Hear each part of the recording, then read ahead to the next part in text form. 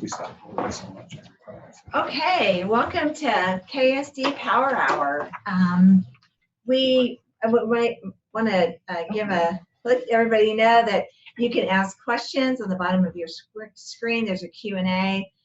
They are anonymous, so please ask questions and we will answer as many questions as we can. So Dr. Condon, would you like to start us off? Sure. Well, good afternoon, everyone, and welcome to our Power Hour. We're glad that you're able to join us today. We're here to talk a little bit about Prop S and what it means to the students in Kirkwood School District. So thank you for being here. You've probably heard a lot about Prop S, mostly related to a brand new elementary school, but I'd like to talk for just a minute about the safety and security offers that are provided through Prop S. So 3 of our schools at this time don't have the safe and secure vestibules, and those are Kirkwood Early Childhood Center, North Glendale Elementary School, and Kirkwood High School. By being able to add these safe and secure vestibules, Prop S would provide us the funds to do so. And what would really benefit Kirkwood High School is to be able to add the safe and secure vestibule, which would be on the Doherty Ferry side of the school. We would move the offices and welcome center to that side of the school. And that addition would combine several buildings, join several buildings on that campus, and enable the students to pass from class to class without having to go outside. And also in doing so, we would be able to add some extra classrooms at Kirkwood High School for a total of 7 classrooms. So that's a nice addition to that campus. The other benefit of Prop S would be that would allow us to build a gym and a library over at Tillman Elementary School. I'm sure you've seen the Tillman Shuffle that's posted on our website. And that's a dance that happens every day over at Tillman between 10:30 and about 1:30 when the students eat lunch. The cafeteria tables are brought into the gym and a partition separates the gym so that the students eat on half of the gym while PE classes continue on the other half of the gym. And then quickly at 1:30, those spaces are cleaned up and mopped and the partition is brought back and full-size gym PE classes are allowed to continue. Also, Tillman is one of our schools that did not receive an updated library several years ago when our other buildings were renovated for their library spaces. And they are really in need of that. Their current library is down in the basement and is in a space that is really not optimal for students to utilize library spaces. Also, we would be able to reclaim some of these offices right where we're sitting right now. The enrollment at North Kirkwood Middle School is going to be growing quite a few students. There'll be over 700 students in the next year or two. They need extra classrooms, and so the spaces we're sitting in right now that serve as our offices will be converted back into classrooms for North Kirkwood Middle School. And then we'd be able to add a connecting hallway over at Knifer Middle School that would join 2 hallways and increase the accessibility at that school. So we have a pretty rare opportunity at this point. If you're asking why now with Prop S, it is a no tax increase bond issue. And I'm going to let Mr. Romay talk a little bit about why is this a great opportunity for us at this time. Currently, the only bonds that we have outstanding are from 2010. They were issued back then to add on to 3 of our elementary schools and 2 of our middle schools. So those bonds are almost close to being paid off. They'll be fully paid off in a couple of years. Every homeowner currently pays a property tax levy that is comprised of an operating tax and a debt service tax levy. And so the debt service tax levy portion is used to pay off the bonds that we currently have. And we can extend that levy and issue these new bonds without increasing the tax levy. And in fact, it'll drop 7 cents. So it's a great opportunity for us to meet our facility needs. It's really the primary and the only way that school districts can make large capital improvements to their buildings. It's very common. Every school district uses bond issues and their debt service tax levy to address their facility needs. And so we can issue these bonds, extend our current debt service levy, and actually reduce it. And those bonds will be paid off in likely 17 years, mainly because of the low interest rates. We were initially estimating it would take 20 years to pay off the bonds, but interest rates are historically low and they keep dropping. They just dropped again recently. We were projecting that our interest rate on these bonds would be 1.65%.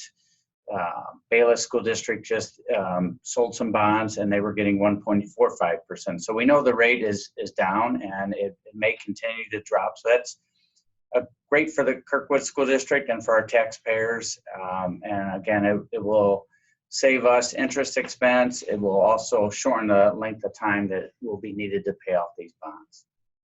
And so if you are interested in finding out more about Prop S, we have great information on our website, www.kirkwoodsschools.org/Prop S. And so what we're talking about today is our April 7th election that's coming up, and you'll have the opportunity to weigh in as a community member in Kirkwood on Prop S. So why are we looking at building an elementary school? Some folks have asked that question. Why not just add on to our current facilities? So let's talk a little bit about enrollment. One of the things that we have in Kirkwood that's kind of unique is enrollment has been growing every year for at least the last 12 years and is projected to grow for at least the next 5 years. For our enrollment projections, we use birth rate data, and birth rate data is the number of students who would come to Kirkwood schools who were born within the Kirkwood School District. We project that number will continue to grow for at least the next 5 years. The reason why we cannot project beyond 5 years is because those kids have not been born yet, and we're not able to make those numbers extrapolated out. School districts do a 5-year projection on a rolling basis all the time. That's a normal process for us. In Kirkwood, what's unique is that we also experience a lot of move-ins. For the last 8 years, we've averaged about 140 transfer-in students. So those were students who were not with a Kirkwood school the year before. This school year in particular, we've had, when we take the transfers in and subtract the transfers out, we've had 269 transfers in that have been added to our enrollment numbers. So every year our enrollment has increased for at least the last 12 years, and again projected to increase for at least the next 5. That's 17 years of data. That's an entire generation of data that we have available to us. So when you say transfers in, do you mean that's people who've moved into Kirkwood or people who already lived here but were going to different schools? Correct, yes. So they were not at a Kirkwood school the year before. They either moved into the district or they were at a private school and they decided to come to a Kirkwood school. The other phenomenon we see in Kirkwood is you can't really drive down too many streets without seeing a tear down. With new houses being built, and typically those houses have children in them that are coming to Kirkwood schools. Our schools are amazing. We've got amazing reputation. We've got amazing results, wonderful teachers, and just a great environment, and people are moving to Kirkwood for those schools to experience just the tremendous education that we have. So for at least those 12 years and the years that we have coming up, the growth is there. Our buildings right now are at capacity, and we need additional space for our students to be able to access the programming that they deserve. And with our elementary schools, we have over 2,700 elementary students right now. So if we were to divide that evenly across the 5 buildings that we have, that's over 543 students per building. Adding a 6th elementary school puts us between 450 and 485 students in each elementary school building, which is still a really good number for us to experience a positive, engaging academic process for our elementary students.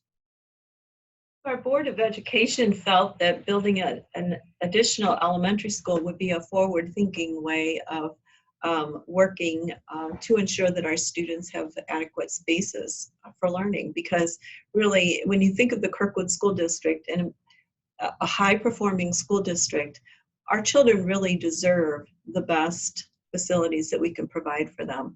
And facilities, when you relate facilities to instruction, there is a difference. I'm going to ask Dr. Painter to talk a little bit about facilities, spaces, how they're used, and how it can affect student learning. Sure. Well, I'll start with what most people think of when we think of elementary schools, and that's the classroom teachers. And so our teachers who house kindergarten through 5th grade students, say I'm a 3rd grade teacher at an elementary school in our district. We do currently have space for all of our classrooms. If we have 4 sections or 5 sections of 3rd grade in each of our elementary schools, we have the space to have those classrooms. They're not large spaces. They're not, in some cases, they may not even meet what the recommended guidelines would be if we were to build a brand new school, but they are spaces and they're adequate. And our teachers do fantastic things with our students in those classrooms. The challenge right now is we're to the point where in some of our schools, as we are getting bigger, we are ready to add new classrooms, new sections of 3rd grade, for example. And there just is no space. There's no physical classrooms to add another classroom. And so when we get to those thresholds, those magic numbers where it's time for us to add an additional section of 3rd grade or kindergarten or whatever it might be, one thing we have to do is we have to hire a new teacher to teach those kids. And the other thing is have to have a space to have the classroom in. We don't have the space in some of our schools right now, and we're really having to be very creative and take spaces that were never meant to be classroom spaces and put teachers and kids in those rooms. And so the only alternative to that really is to take classrooms that weren't meant for classroom spaces, whether that be a music classroom or an art or a gifted classroom or even an office space or a teacher's lounge or something like that, that was never designed for those purposes, and try to retrofit them in some way to make it work. It's not ideal, but it is what we have options for right now, and that's all we can do. So that's coming, and that's coming big in several of our schools at this point. We're very fortunate that our community has supported us, and so we do have the flexibility. It's not an easy thing to do, but we do have the flexibility to add the additional teacher. But if we have no place to put them, that's a challenge. The other alternative, if we don't take any of those other spaces, is unfortunately to raise class sizes. And that's not something that we're really interested in doing unless it's a last resort. So we'd like to not do that. So that's the classroom spaces. We do have our other wonderful classrooms, our specials, because in Kirkwood, we very much value teaching the whole child. And so the arts, physical activity, our library programs, our guidance programs, all of those are essential to the work that we do in our elementary schools. And those programs honestly are being compromised. Number one, if we have to take the classroom space and put art on a cart or music on a cart, there's no way that our teachers, as great as they are, can replicate the programming that they would do if they have a classroom space where they're able to do that work all the time. We have kilns in our art classrooms. We have amazing drying racks. We have drums in our music classrooms and lots of musical instruments. You just can't take those on a cart. And so that unfortunately would really hinder our opportunities for our kids. Can you speak just a little bit to class size guidelines? Because you mentioned briefly that we don't want to increase class size. Yeah, we don't. Why? Can you speak a little bit, especially at the elementary level? Yeah, well, our current class size guidelines are we max out at 20 in our kindergarten classrooms, and then 22 in 1st and 2nd grade. And then when we get to 3rd, 4th, and 5th grade, we max out at 25. And so that's kind of our guideline. We can go one over in some sections, but we get to that point where we're ready to add another section because we really value that. There are a lot of reasons that smaller class sizes are important. And we recognize many of our parents and grandparents out in our community are like, I had 35 kids in my class, so what's the big deal? I totally get that, and I'm sure you had a great education. But schooling has changed a lot. Schooling has changed just in the 21 years that I've been in Kirkwood. We have a lot of demands on our students, on our teachers. We offer regular feedback to students in a way that was never provided to me when I was in school. And we try to differentiate or individualize our instruction as much as we can. And so, when I was in school, my 4th grade teacher, all of us had the same book out and on the same page at the same time. And if you walk down the hall, every 4th grade teacher, every 4th grade kid was in the exact same spot. That's not what schooling looks like anymore for us, and thankfully so. And so as we continue to meet the needs of individual students across a wide spectrum of needs and talents, That's very different than it has been for many of us when we were in schools. And frankly, many of our other schools around the area that may not have the ability to try to differentiate as much as that. And Dr. Conan, you asked why a new elementary school building. If we added on to our current buildings, that may increase the classroom capacity, but it doesn't change the fact that we still don't have enough space in the gymnasium. The cafeterias aren't any bigger. Those hallway spaces are still being used. The restrooms haven't changed significantly.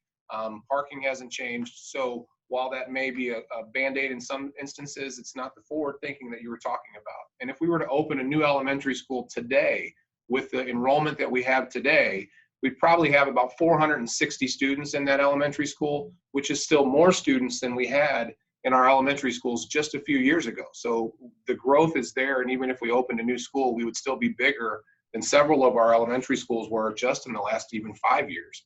So the growth is significant. The other part that's nice about adding a new building is, again, you can engage the community, engage the experts about what education needs to look like today. Many of our elementary schools were built in the 20s and 30s, and they were built for education in the 20s and 30s. And education, as Dr. Painter has said, has changed significantly. There were no special education laws in the 20s and 30s. There were no social emotional curriculum in the 20s and 30s. There wasn't a lot of integration or inclusion in the 20s and 30s. So we have students that have needs, and we need to meet those needs. This would allow us to be very deliberate about the instructional spaces we could design with a new building. It's very exciting about the opportunities that could be presented for our students. And it's also exciting that there's opportunities for all the other elementary schools. Exactly. Because they're going to have more room. More room do to some breathe, yeah. exciting programs. Be creative As with the well. spaces, yeah. So, Dr. Bailey, I've heard some people say that this is a permanent solution to a short-term problem. Can you talk more about that? When we talk about enrollment, and what we've been describing, that when we open it, if we open an elementary school today, we would have about 460 students in there. And again, to me, we have 12 years of data prior to this that shows enrollment growth, 5 years of projected data. That's 17 years. To me, that's not a temporary bubble. That's not something that's just going to go away. Again, we've had schools that have been down in the 300s because people worry about us closing schools if we get too big down the road. We've had or lose enrollment. We've had schools that are in the 300s and we didn't lose enrollment. Our teachers will always find wonderful things to do with the spaces that they have. Right now, we don't have spaces to do wonderful things. And so we really need to expand our opportunities. Good question. We do have a question. I think this one is for Mr. Romay. I don't know if you can see that far, but thank you for conducting to all the team here for the Power Hour. Do you have a forecast for the additional expenses that would come if Prop S passes? New school building, building updates, new expenses? Sure. Great question. And I think what the question is asking about operational expenses of the new building. So taxpayers, the property tax bill includes two different tax levies. One is the debt service levy and one is the operating tax levy. So both that combined is what a property owner pays. So it does cost, it will cost additional operating expenses to operate an additional school. But our expenses would grow no matter what, because as our enrollment grows, that has a direct impact on our operational budget, because if you're teaching more kids, then you need to have more teachers, more supplies, more buses, all those things. So our expenditures would grow regardless of whether or not we have a new school. When we passed Prop K, that was an operational tax increase. And again, operational expenses are the day-to-day expenses. We passed Prop K in 2017, so we're in year 3 since Prop K has passed. A few of the promises that we made to the community was that our operational expenses wouldn't grow by more than 3% each year, and that we would make those funds last at least 5 years. So we're in year 3. Even with the addition of a new school, which would open in 2 years, those Prop K funds will last at least another 5 or 6 years, so 8 to 9 years total. There will be additional operating expense, but we'll try to minimize it as much as possible. So when the new school would open, we will redistrict. Some students will be shifted into the new school, and with those students, we'll transfer teaching staff, maybe some support staff. but we know we'll have to hire additional staff, and so it will increase. But again, we're not anticipating any type of a tax increase for at least 5 or 6 years, and it's really dependent on enrollment growth. Okay, got another question here, and I think this is for you, Dr. Bailey. Can you discuss how redistricting would work with the new school? Thank you for the question. I know that redistricting is a scary proposition for anybody. People are attached to their buildings. People really like the school that their child goes to. So the redistricting process is one that will take us at least a year, regardless of if this passes or not. We need to sit down and we need to look. We have not done any type of redistricting since the early 80s. So it's been almost 40 years in some instances that we've looked at our attendance boundaries. And a lot of things have changed within those attendance boundaries. For example, when they were first drawn up, Westchester had a large portion of the district that is now comprised of Walmart, Lowe's, Target. Those all used to be houses, and now those are businesses, so those residential pieces are not there. But the redistricting process would be one where we take at least a year to get first community input. We need to have lots of community input on what that's going to look like before we even take a look at any maps. We need to talk about what are our values, what is most important to us. When we discuss redrawing the boundaries, there are a lot of people that will be impacted by lines being shifted, especially for a new school. So we need to hear that from everybody and have a lot of engagement. We do have a committee of people that have registered to sign up. It's over 100 people, and I love the excitement and enthusiasm that people want to be involved in that process. Just because you did not sign up for that committee, however, does not mean you will not be involved in the process. We will have plenty of community engagement opportunities, feedback opportunities, thought exchange opportunities, whatever we need to put out to make sure that we're very transparent and intentional about the process. Our goal is not to just put different maps up and say, pick one and let's go. Our goal really is to recognize that the people in our community will be most impacted by these lines being drawn or redrawn in this instance. We need to get the opinions and the values and the information for those lines before we even take a look at a map. So that's kind of a broad answer, but basically the redistricting process will be getting several groups of people together at various schools, looking at different options, but first, again, talking about what's most important to us as we talk about our schools in Kirkwood. Is it to stay close to your neighborhood school? Is it to have different diversity pieces built into that? But we need to get feedback.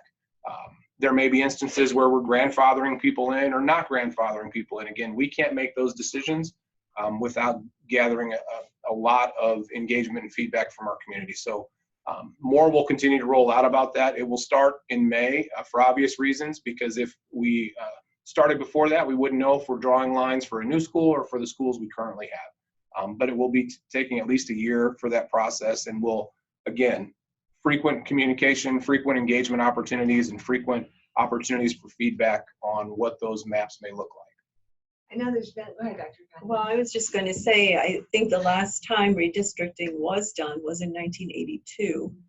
So in reality, whether Prop S passes or not, it's probably time for us to take a look at our boundary lines. We talked a little bit about NYFR and how NYFR does not even lie within its own attendance area. Right. So you could actually reside at NYFR and have to attend school at North. So there are just some anomalies that it's probably time for us to address those. And that kind of leads into, I see another question just about, can we talk about school boundaries yet? Is there a benefit to sharing how that might work ahead of time? Really, without engaging community and getting the feedback about what we value most and what we currently have in our system, it's hard to say what those boundaries would look like or what may be there. We really have to engage everybody in that process. What I can tell you is that it'll be very transparent, very intentional, very deliberate, and very engaging for everybody, and there will be plenty of opportunities for feedback and involvement in that process. You want to speak a little bit about transitions, because I know that people have asked us, you know, would we immediately have all in the school year 22-23 with fifth grade students transfer to a new school? Well, and again, those are things that we'll have to engage the community about. We would look at this school being built would take at least 2 years for that school to be built. So no changes would be occurring even until that school would be built in the 22-23 school years when that would open. If the feedback that we get from the community is that we want to ensure that kids at fifth grade, for example, get to finish that fifth grade year at the school they've been in, then we need to be able to honor that. But we also don't want to take away the opportunity for a kid who's very excited about going to a new school, take that opportunity away either. But again, that's not anything for me to decide or anyone at this table to decide without the engagement and involvement of those that will be affected by that. We've had lots of people offer, well, what about this? What about this? And my response has been, nothing's off the table yet. Right. We have to find out what our community values and what our community is asking for before we start making those decisions. Correct. Somebody else asked that they support Prop S and they want to know how they can get involved. I believe there's a citizens committee that has formed, Citizens for Kirkwood Schools. And you can go to yes4s.com, I believe. And there's information on that site if you want to get involved with the citizens. But another part of the question is, how can I help educate neighbors and friends? The biggest thing, our biggest challenge that we have right now is there's a fair amount of misinformation out in our community. Some of it is just because people don't know, and that's on us. We have to continue to educate people and get them factual answers. And then some of it is there are people who are honestly, they either have received misinformation or they are sharing misinformation. And so anything that, if you hear your neighbors saying something that maybe doesn't sound right, or even if it may be right, but it sounds weird, feel free to reach out to us. Obviously on our website, kirkwoodschools.org/Prop-S, there's actually a FAQ on there that has a lot of questions that are addressed. But if that doesn't cut it, then obviously reach out to one of us. You can shoot us an email, or you can call us, or you can post something on Facebook. And we want to answer those questions, because our main job is, our main goal is to get accurate information out to everybody in the community so they can make the decision that they feel is best for our kids and for our community. Right, and make sure you share our power hours too on Facebook. Absolutely. Because they have been well attended, and it's a great way to find out information. So we have another question about class size. What is the average class size now, and what will it be after the new school? Yeah, our class size, I mean, average class sizes vary by grade level and by school. And sometimes, the class size in a given grade level could be pretty high. And then if we go over the threshold for a new section, then it goes down. What we talk about rather than average class sizes are more about our guidelines, which is 20 for kindergarten, 22 for first and second grade, and 25 for third, fourth, and fifth grade. And then our middle schools and high schools are generally at 25 or below. But there are some classes like orchestra, for example, that are understandably going to be higher than that. We don't anticipate class sizes changing. We have no way to know for sure. We don't anticipate changing our class size guidelines with a new school. The difference there will be that we have smaller schools themselves. And so rather than having 4, 5, or 6 sections of each grade level, or some grade levels of elementary school, we might go back to having 3 or 4 sections or 5 sections, rarely, but generally averaging 4 sections in a grade level, which again, for art, music, and PE, rotations, those sorts of things, it makes things a lot cleaner, and our students can have more opportunities for those programs as well. It also, from a guidance counselor, from a principal, from an interventionist, special educator, position, it ensures that we have more opportunities to build those strong relationships with our kids.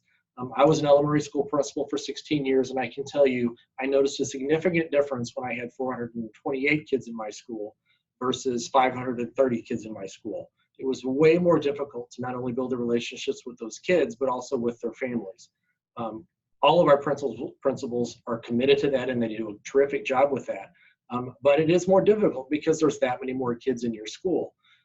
That is the same thing with our fantastic guidance counselors, for our literacy and math specialists, those sorts of roles, and really for all of our teachers as well, because every one of our classroom teachers, not only do they develop strong relationships with the kids in their classroom, but they often do for all the kids in their grade level as well.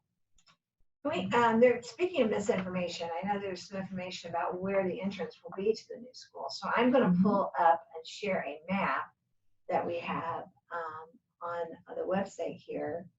I'm trying to find it. I want to pull up a map of the actual Yeah, you'd be the Doherty there Ferry you go.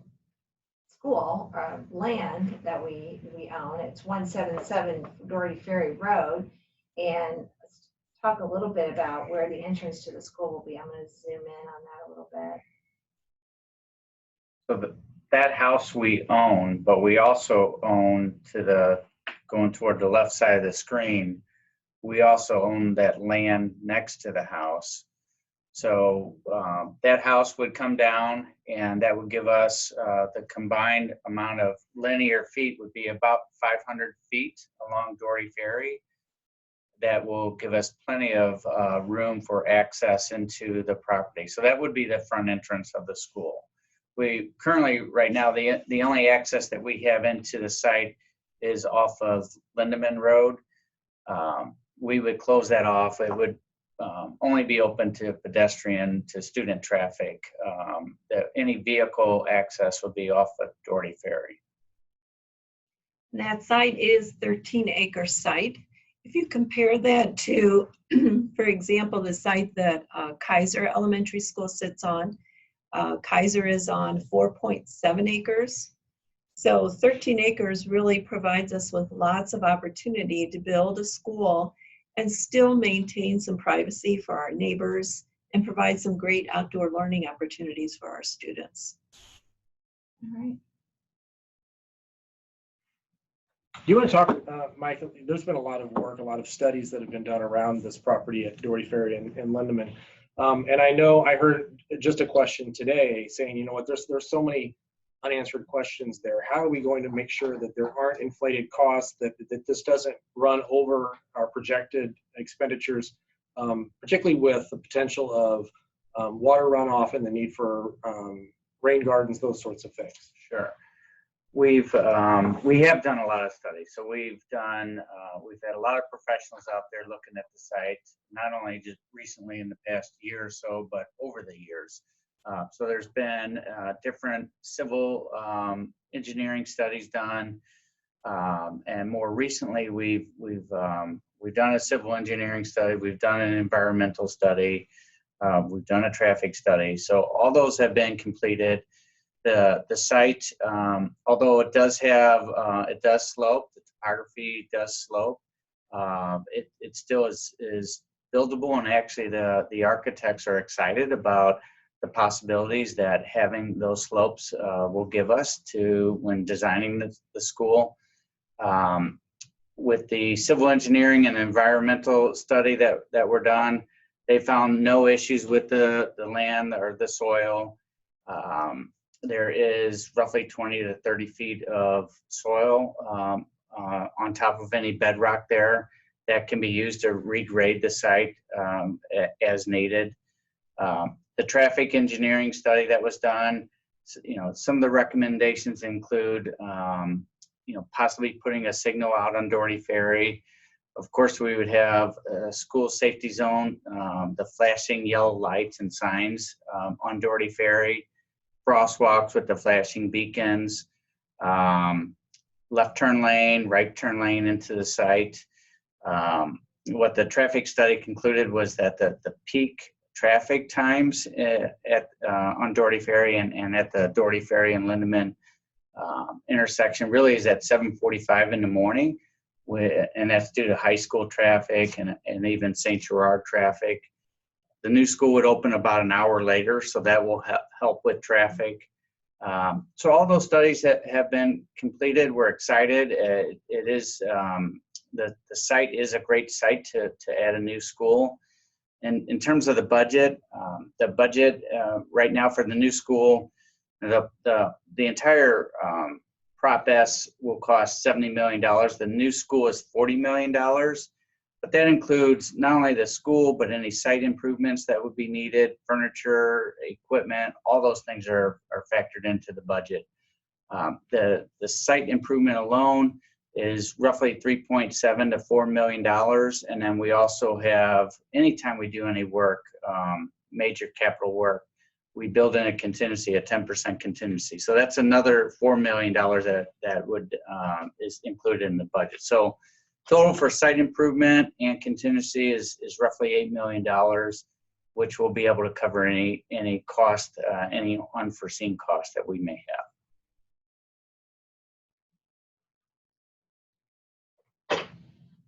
We're going to take a look at some of the questions that have been asked on our website. You bet. We have our kirkwoodschools.org/prop-s on our website. And on this website, we actually have some information, frequently asked questions. We also have a tax rate calculator and financial information as well. So, we kind of covered some of these, what projects are included, school boundaries, surveys of Lindeman property. We have a whole section on Lindeman and Doherty Ferry property. Oh, I forgot to mention the water runoff. Want me to talk about that? Yeah, sure. That's a good idea. Sure. Anytime we add onto a building or construct anything on our property, we're required to have water retention areas or rain gardens to control and slow any water runoff, and also to filter any water runoff. So we know that we will have that on the site. It's a requirement from MSD. We'll go above and beyond what they require.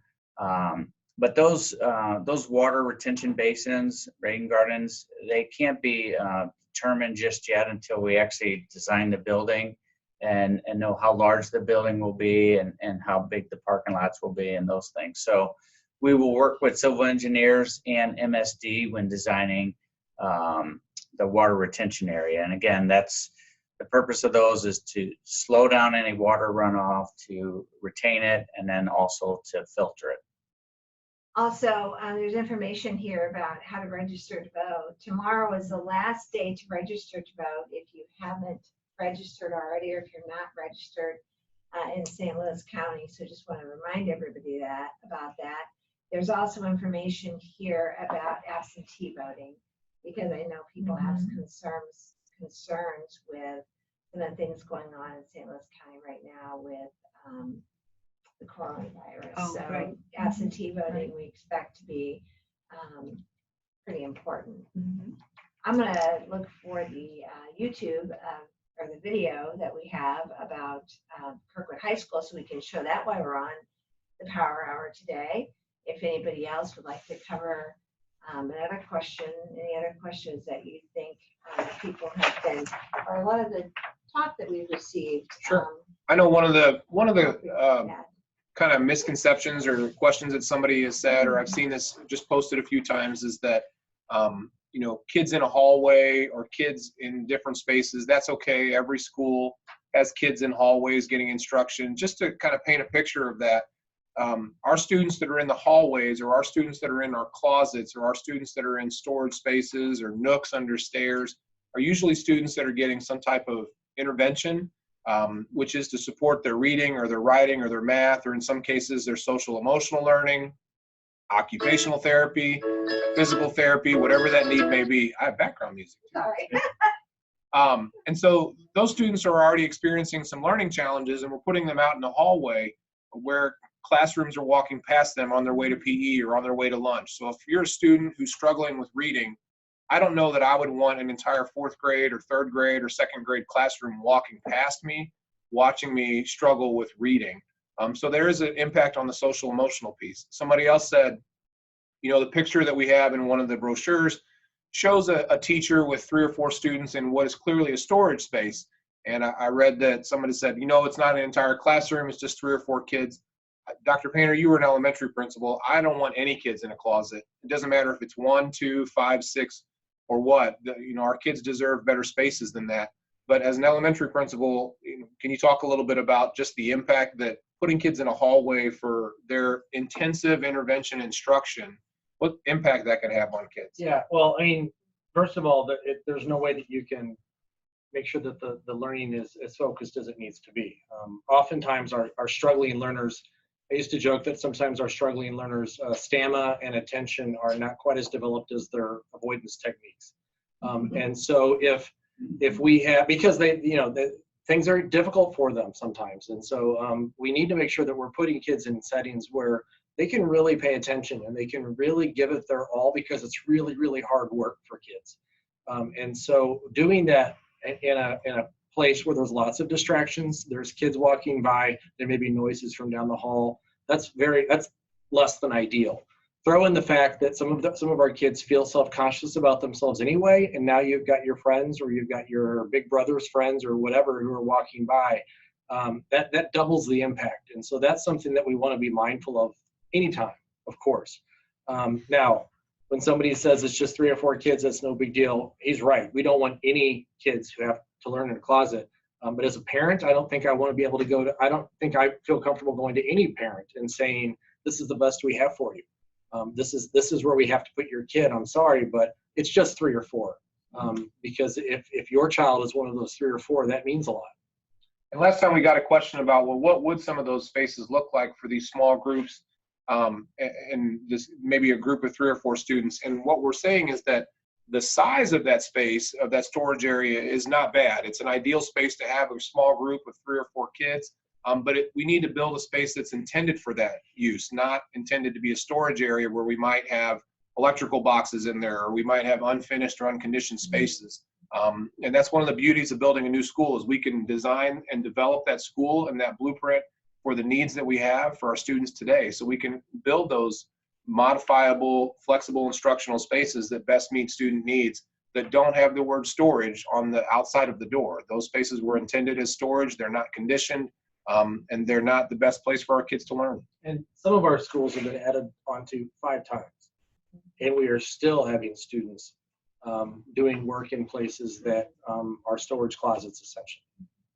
Well, let's shift from elementary school and travel over to Kirkwood High School. Fantastic. Show this little video.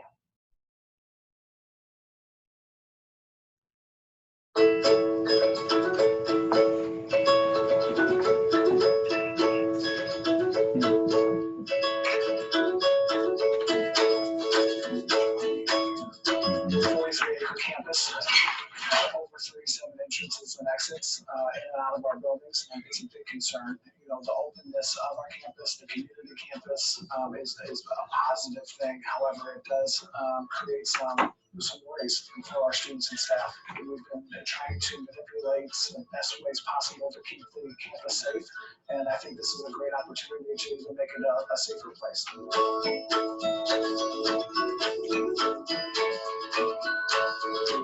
plan for the new addition will move the office from the central part of campus up to the Doherty Ferry parking lot. So the management of visitors coming on and off campus will be a more secure location.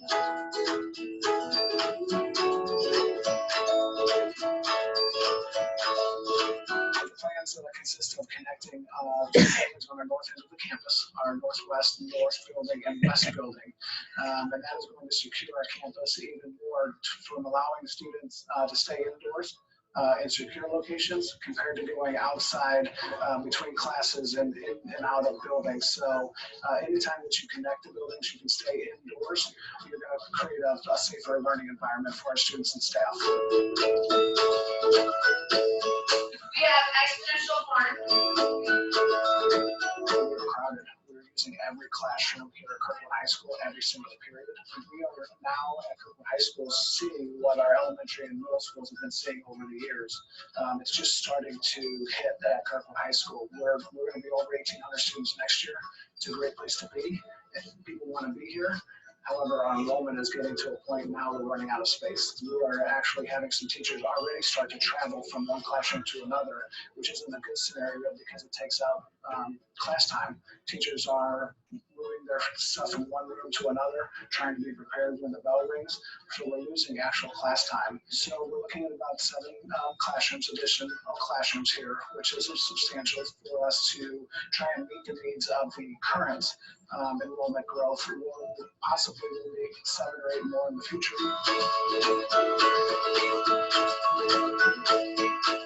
Definitely. Why would you want to go anywhere else? You can get everything you need and in Kirkwood School District, Kirkwood High School, and people want to be here. So that's a great thing. We just need to make more room for those great things to happen. We want to make sure safety is at the forefront, and this puts safety at that forefront and addresses some issues that we need to address.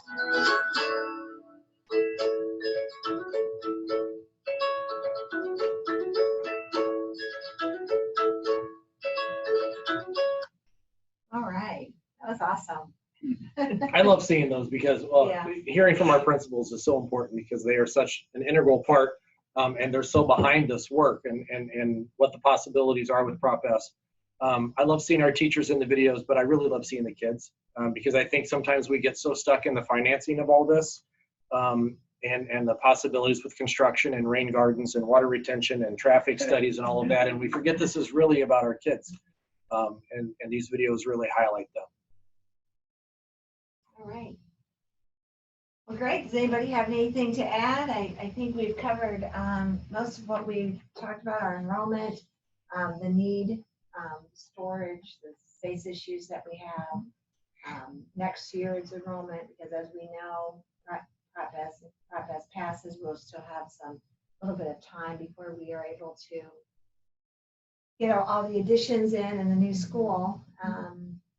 The only thing I think we haven't addressed is I have heard some folks ask the question, what if Prop S does not pass? Does that mean we go back to another option that was provided to our board called the blue option? But at this point, we really can't assume anything. I think we need to follow through and encourage everyone to get to the polls, to weigh in on what you feel we need to do at our schools. And if Prop S does not pass, then we just need to go back to the drawing board, go back to our Board of Education and help them prioritize the needs of the school district and regroup and decide what to do to move forward. So we are giving it our best to make sure that we're informing everyone of what is going on in our schools, but I encourage you to spread the word. It's most important that everyone votes on April 7th to weigh in to see what our community believes about the future of our schools and meeting the needs of all of our kids. And just, I mean, honestly, April is an ideal time for us to do this. From Yes. not only from the tax rates, the bonds being so cheap, but also with the fact that we can roll back, and I'll let you dive into that a little bit more. The fact that we can roll back our tax rate, which is a huge thing to get all of this work done, address all these needs, and roll back the tax rate 7 cents. Yeah. So again, bond issues are what school districts use to make facility improvements. The current debt that we have, which were the 2010 bonds, will be paid off soon. So the fact that they're being paid off soon, we have this need, and it's a great time to be able to issue these bonds. The interest rates are very low. So all that in combination will allow us to issue these new bonds, reduce our debt service levy by 7 cents, which it saves the average homeowner $43 per year. So again, it's a great opportunity to meet the needs that we have. Well, with that, let's all sign off. Next Power Hour is April the 1st, so we hope everybody will join us then after spring break. Thank you, and all of these are recorded and on our website, kirkwoodschools.org/PropS. Thanks for joining us. Thank you. Thank you.